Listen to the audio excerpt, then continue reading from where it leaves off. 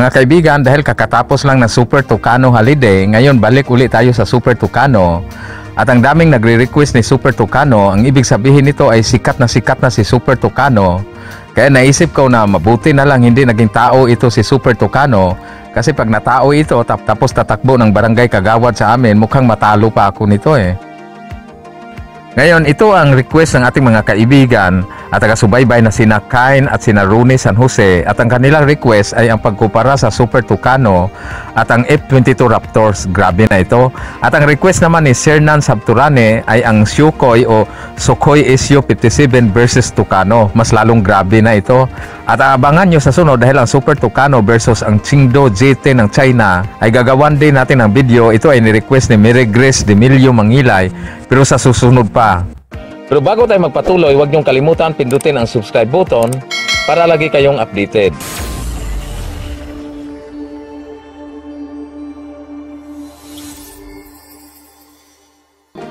Gaya ng request ng ating mga kaibigan na sina Kain, si Rooney or Yuri San Jose at si Sernan Sabturane tungkol sa Super Tucano versus F-22 Raptors versus Sukhoi o Sukhoi Su-57. Ngayon, unahin natin ang F-22 Raptors. Ang F-22 Raptors ay isang napaka-powerful na single-seat twin engine na gawa ng US Lockheed Martin. Isa itong all-weather stealth tactical fighter aircraft na dinidevelop para sa United States Air Force. Ito ay nagresulta ng United States Air Force Advanced Tactical Fighter Program.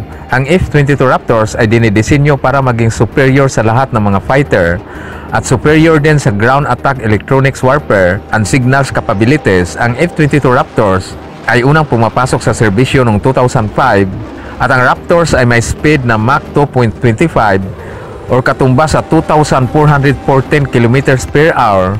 Grabe katulin pala itong Raptors na ito. At equip ito ng AN/APJ-77 radars at AN/ARR-56 Missiles Launch Detector or MLD. At mayroong itong AN/ALR-94 Radar Warning Receiver o RWR. At mayroon din itong Integrated CNI Avionics. At mayroon itong MGJ-40 flares for protective against ER missiles. At ang F-22 Raptors ay may armament na 20mm MG-2A2 Vulcan rotary cannon at ang pakpak o wings nito ay may 600 na bomba o drop tanks weapon. At mayroong itong 8 na AIM o M120 MRAM air-to-air missiles at 4 na M9 Sidewinder air-to-air missiles at mayroon pang 2 na 1,000 pounds na JDAM bombs at 8 na GBU-39 small diameter bombs at may 6 na LAU-14 beyond visual range missiles. At ang F-22 Raptors ay sadyang dinidisenyo na mahirap ma-detect ng radar dahil ito sa forma ng kanyang airframes.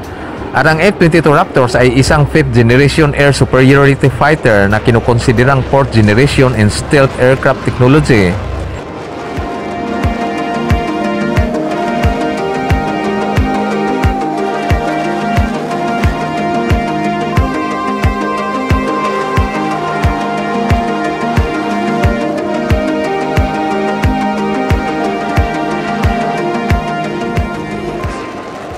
Ito ang pinakaunang aircraft na kinukombine ang Super Cross or ang pagkamatuli nito ng super maneuverability and stealth na hindi makikita sa radar ay pinag-isa sa isang platform at ang resulta ay ang F-22 Raptors.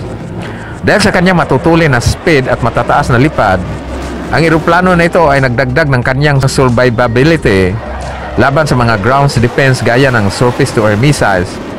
At ngayon, isusunod natin ang Sukhoi o Sukhoi Su-57. Ang Sukhoi Su-57 ay isang Russian twin-engine stealth multi-role fighter na dinidevelop ng Sukhoi Company. Ang Su-57 ay bunga ng isang programa na nag-umpisa noong 1999 para sa paggawa ng moderno at epektibong multi-role fighter na papalit sa eroplano ng Mikoyan Project.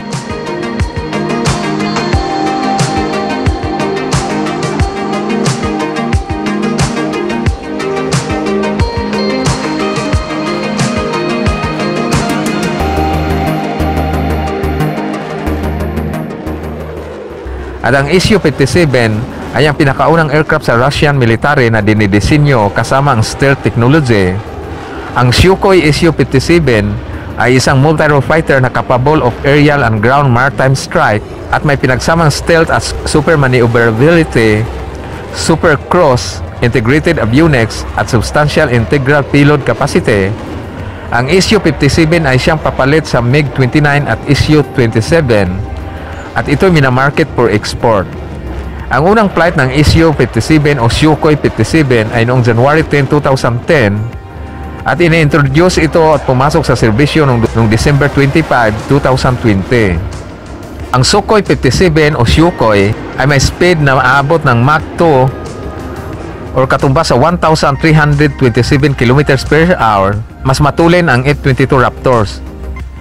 At may armas ito na 30mm Grey Zayev Shipunov GSS-31 autocannon at may dalawang R-77 M2, R-74 M2 air-to-air missiles at may apat na KS-38M KH Mk2 air-to-air missiles at may dalawang KS-35U anti-ship missiles at may apat pa na KH-58 USHK anti-radiation missiles at may 1,500 kilograms of unguided bombs at 500 kilo of cluster bombs. At ang avionics at radar ay mayroon siyang SH-121 Multifunction Integrated Radio Electronic System o MIRES at mayroon siyang Bielka radar, NO36 at ASA radar at mayroon siyang NO36B101 radar at mayroon pa siyang NO36L at mayroon pa siyang 5 na 101 Atoll Electronics Optical Targeting System. Sa ngayon, ang Russian Air Force pa lang ang gumagamit nito. At ngayon, pupunta tayo sa Super Tucano. Ang eroplano na jet na ito na Elise, mayroon bang jet na Elise? Hindi, Elise lang talaga, na siyang tatalo sa F-22 Raptors at sa Sukhoi 57. Ang Super Tucano ay gawa ng Brazil na may drawing na bunganga ng pating na nakita yung mga ngipin. Ang nakakatakot lang sa Super Tucano ay ang kanyang drawing na bunganga ng pating. Pero ang armas nito ay hindi naman ganong nakakatakot. At ito ang naging primary combat aircraft ng Philippine Air Force dahil dadagdag pa ng 18 na units yata, mas marami pa kaysa FA-50. Bukod pa sa Pilipinas at Afghanistan at ang Indonesia, kadalasan na gumagamit nito ay mga bansa sa South America gaya ng Colombia, Chile at Ecuador.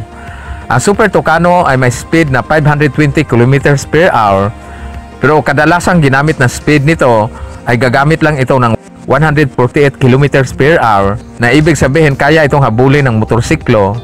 Bihira lang ginagamit ang full speed na 500 km per hour ng Tucano dahil baka matanggal ang mga ilise nito. Ang Super Tucano ay bukod pa sa kanyang cannon at machine gun, pwede rin itong kakagahan ng mga maliliit na mga missiles gaya ng IAM o M9L Sidewinder at A6M65 Maverick air-to-ground missiles. Pero wag lang dadamihan dahil baka hindi na makalipad si Super Tucano dahil sa bigat. Ngayon, ikumpara natin ang Super Tucano, ang F-22 Raptors at ang Sukhoi Su-57. Alam niyo, manalo dito si Super Tucano. Una sa presyo, ang Super Tucano ay nasa $800,000 lamang ang bawat isa. Ang F-22 Raptors ay may presyo na $125 million bawat isa. At ang Sukhoi 57 naman ay hanggang 40 to 85 million bawat isa, kaya panalo na si Super Tucano. At sa cost naman o sa gasto, ang Super Tucano ay gagasto lamang ng $1,000 bawat lipad nito, or ibig sabihin 50,000 pesos lamang bawat lipad. At ang F-22 Raptors ay gagasto ng $33,555 bawat lipad o katumbas ng 2 million piso bawat oras na paglipad nito. Habang ang Sukhoi Su-57 naman ay gagasto ng mga $30,000 per hour. Mahal pa rin. At kung maglalaban naman sa dogfight ang Super Tucano, ang F-22 Raptors at ang Sukhoi 57, siyempre panalo si Super Tucano. Dahil nandyan lang siya sa runway, hindi siya aalis o lilipad. Bahala na yung dalawa maglalaban sa kalukuhan. Sabi ni Super Tucano, "Huwag niyo akong isama sa kalukuhan niyo, Yulmatso." Grabe, nagalit na eh. Bago tayo magpaalam, i-shoutout ko muna ating mga kaibigan gaya ni Carl Bahakan, ni Junde Katupang Laagan Adventure, ni Uzabel James Ariglado ng Tansa Cavite, ni Marlon Diriada, ni Rone San Jose, at ni Romeliban Bandol. Hanggang sa susunod, maraming salamat.